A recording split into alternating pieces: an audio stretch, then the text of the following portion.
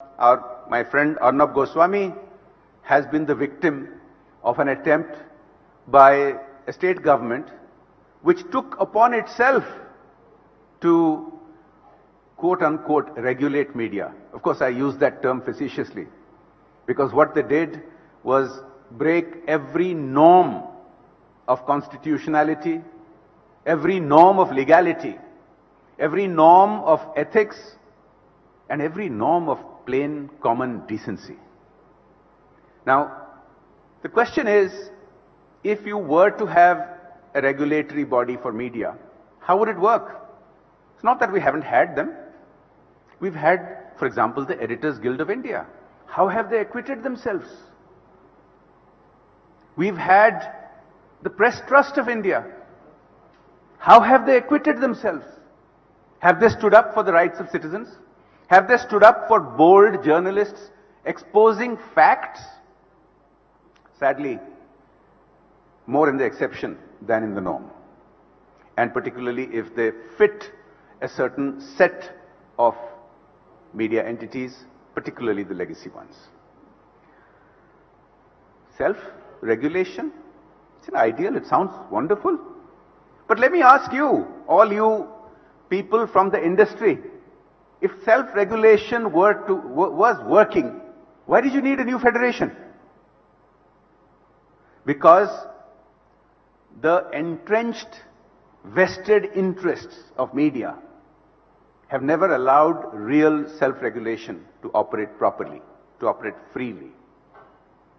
The entrenched interests of legacy and of large media, especially those with great deal of investments from around the world, have always believed in creating dominance in ways that would not be approved of as a level playing field, where they have been anti-competitive. Some of that has been discussed in a couple of the panel discussions that I was pleasantly surprised to listen to a little bit earlier. Now, I don't want to speak for very long because I believe the point is succinct enough that we don't need to keep beating a dead horse. But I would be remiss if I didn't refer to a very blatant example of some sections of the media's egregious behavior, which begs the question of, do they need regulation, and in what manner? Recently, a very well-known online platform has been caught fabricating news, concocting conspiracy theories, fabricating documents, fabricating emails, to make a claim in support of a narrative, trying to paint a negative picture of India, trying to paint a negative picture of government, trying to paint a picture of online platforms being in bed with government, which was just not the case.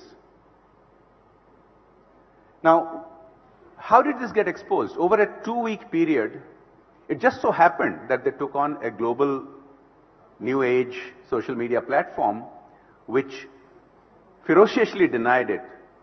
Now, instead of acknowledging that there was a denial, instead of reviewing the material on which this social media platform, which is an established anti-government platform, they never have anything good to say about the government or the country, instead of reviewing, they doubled down, tripled down, quadrupled down on their efforts to continue the fabrications.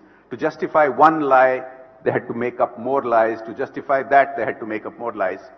How did it get exposed? Not because of any regulatory body. Not because of a media watchdog. Certainly, if there had been a media watchdog newly created by the government, there would have been outrage. There would have been real reaction amongst large sections of people, at least the commentariat. Did the Editors Guild speak up and condemn them for fabricating such fake news? Did any of the industry authorities speak up against them.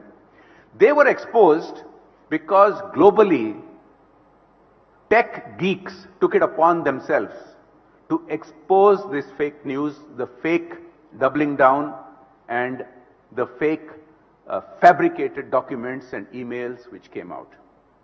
Now that's a great example, but it's also a telling story in itself. Because this particular platform and some of their ilk this is not the first time they've done it. They've repeatedly planted fake news, but when it is countered, the counters are dismissed as if it is just a routine dismissal instead of going into the merits. This time the fake news was exposed because it became global, because tech geeks around the world who have no particular interest in Indian politics took it upon themselves to expose the fraud, to expose this fake news. Now, that won't always happen. We need to have such credible, crowdsourced efforts to expose fake news in India. Social media is helping to do that.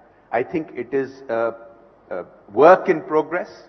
I think such examples that I have just cited mean that we are progressing towards an era where this kind of blatant, premeditated fake news is going to get exposed more and more. Now, whether government should have a role, whether people should have a role, whether there should be independent crowdsourced efforts, whether there should be an entity, perhaps of in the direction of self-regulation, perhaps a federation of broadcasters and digital content platform entities, maybe even legacy media, print entities, to take it upon themselves to have a charter, to talk about how media should behave and how that self-regulation should work. Now that would be ideal, but can it happen? I throw this open as a challenge to those of you in the industry to try and help make it happen. Because otherwise there will always be calls for regulation because of these kind of premeditated narratives and conspiracies, and that's not healthy for the media in the long run. Thank you very much. It's been a pleasure to speak to you. Jai Hind, Jai Bharat.